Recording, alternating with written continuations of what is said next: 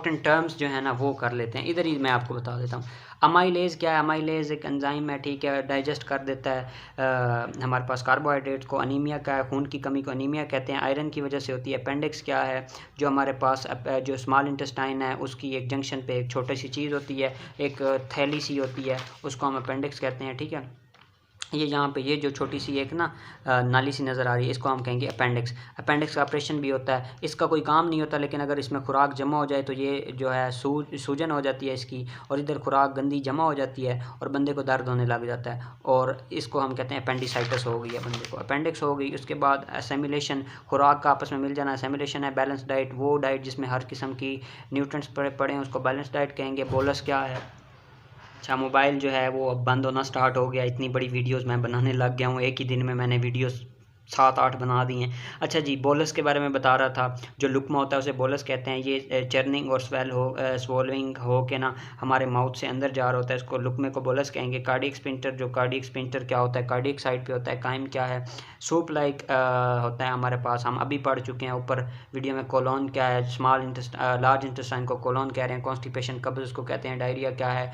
पेचिस को कहते हैं। वाटरी लूज बाउल मूवमेंट हो रही होते हैं। कॉन्स्टिपेशन में क्या हो रहा होता है? कब्ज हो जाती है, हार्ड फीसिस हो जाते हैं, हार्ड टू एलिमिनेट होते हैं। डाइटरी फाइबर क्या है? Dietary fibre soluble इनसोलबल dietary fibre होते हैं, 2 किस्म के होते हैं। ये हमारे पास क्या कर रहे होते हैं? हमारी ना कोलेस्ट्रॉल को सही कर रहे होते हैं, कॉन्स्टिपेशन नहीं होने देते। कॉन्स्टिपेशन के ट्रीटमेंट में हम डाइटरी फाइबर दे देते हैं। डाइजेशन क्या है? खुराक हजम होने के अमल को हम डाइजेशन कहेंगे। ड्यूडिनम क्या है?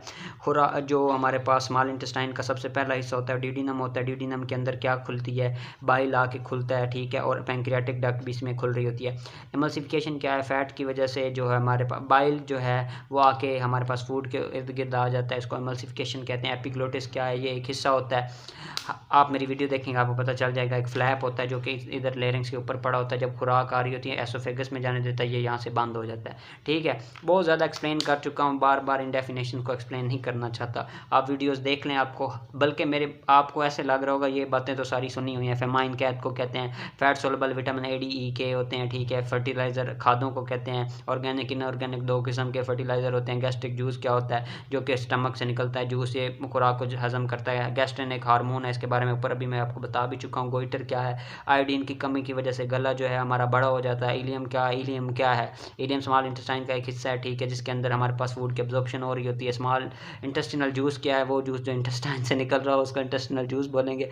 ये हमारे पास ये भी फूड की एब्जॉर्प्शन कर रहा है। जूजिनम भी एक हिस्सा आ गया, ये भी काफ़ी लंबा एक स्मॉल इंटेस्टाइन का हिस्सा होता है। वशिखोर क्या है? प्रोटीन डेफिशिएंसी की वजह से हमारे पास ये बीमारी होती है। लैक्टील क्या है? हमारे विलस के अंदर एक हमारे पास पड़ा होता है, लिम्फेटिक सिस्टम की एक ट्यूब पड़ी होती है, ठीक है, उसको हम कहते हैं लैक्टील, ठीक है। ये लैक्टील इस तरह का थोड़ा नज़र आता है, ठीक है।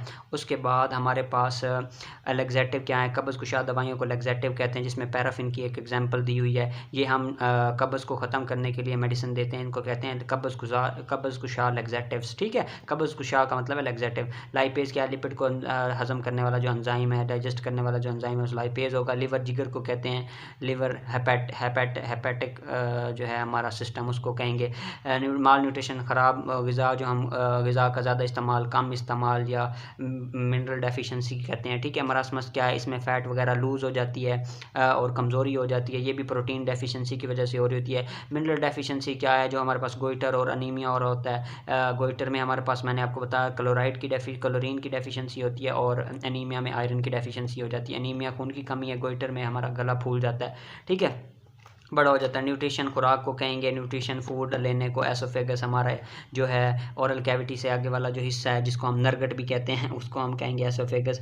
ओरल कैविटी आ गई हमारे माउथ का जो हिस्सा है, उसको ओरल कैविटी कह देंगे। ये ओवर इनटेक ऑफ न्यूट्रिएंट्स क्या होगा? ज़्यादा खाना खाने लग जाएंगे, मोटे हो जाएंगे, बीमारियाँ हो जाएंगी, ब्लड प्रेशर हो जाएगा, शुगर वगैरह हो जाएगी, तो ओवर इनटेक ऑफ न्यूट्रिशन हो जाएगी। पेंक्रियाज क्या है? पेंक्रियाटिक एंजाइम जो है वो ड्यूडिनम के अंदर खारिज कर रहा है। पेंक्रियाटिक जूस जो है पेंक्रियाज से निकल रहा होगा, ये भी खुराक को हजम करने में मदद देगा। पेप्सिन क्या है? पेप्सिन जो है पेप्सिनोजेन जो है पेप्सिन में कन्वर्ट होता है और ये प्रोटीन डाइजेशन करता है। इनएक्टिव जो है पेप्सिन, उसको पेप्सिनोजेन बोलेंगे।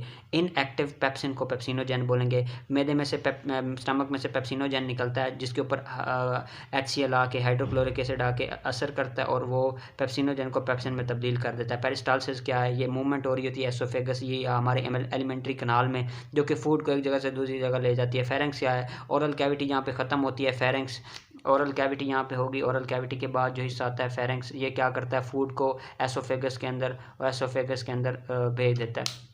ठीक हो गया, हमने ये बातें बहुत दफ़ा पढ़ ली हुई हैं। उसके बाद प्रोटीन एनर्जी माल न्यूट्रिशन क्या होती है, जो प्रोटीन की वजह से दो बीमारियां हो रही हैं, एक मरासमस एक वाशिकोर है। पाइलोरिक स्पिंक्टर क्या होता है, ये हमारा स्टमक है, ठीक है, उसके ये पाइलोरस पे जो पड़ा होता है, ये जो एक स्पिंक्टर पड़ा होता है जो खुराक को स्टमक से बाहर जाने में मदद देता है। जब ये बंद होता है तो खुराक बाहर नहीं जाती, ठीक है, तो इधर डाइजेस्ट हो जाती है खुराक, और जब यहाँ पे खुराक डाइजेस्ट हो जाती है तो फिर इसको भेज देता है, ये खुल जाता है, ठीक है, ये पाइलोरिक स्पिंक्टर हो गया। उसके बाद हमारे पास रेक्टम क्या हो गया, जो हमारा लार्ज इंटेस्टाइन है उसका आखिरी हिस्सा जो होता है पोर्शन, उसको रेक्टम कहते हैं। स्लाइवा थूक को कहते हैं। इसमें अमाइलेज होता है जो कार्बोहाइड्रेट की डाइजेशन करता है, फूड को लुब्रिकेट भी करता है। स्टारवेशन क्या है, स्टारवेशन यही है कि हम भूख से मर रहे हैं, ठीक है, कहता हो गया।